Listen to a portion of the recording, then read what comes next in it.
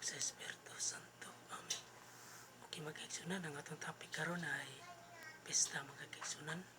Kay namanggoy mga diling ato mga kaigsunan nga nagsaway sa pesta sa Katoliko mga kaigsunan.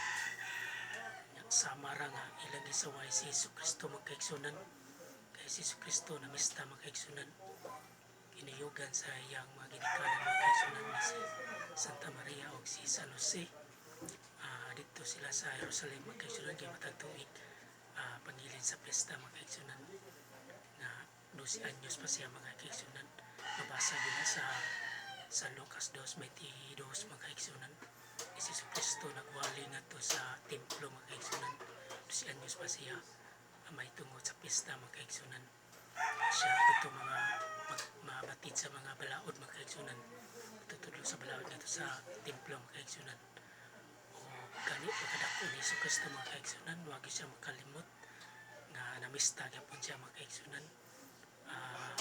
Mabasa na sa Sanuan City Cheese mga kaigsunan nga sa dihang naguna niya mga apostoles mga kaigsunan nisunod usab si Jesucristo mga kaigsunan ngadto sa pesta mga kaigsunan.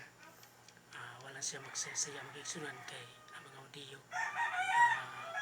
naman to'y tinguha man to sa pagpatay ni Jesucristo mga kaigsunan mga itong wa siya makuyog sa mga apostoles, wa siya magsasaya mga kaigsunan.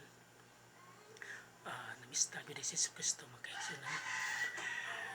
Kini mga laing reliyon mga kaigsunan mas sa pagkiro kayo sipak gyud nila si Jesucristo mga kaigsunan. O sa Exodo 13 cheese mga kaigsunan nga nagkanayo mga kaigsunan nga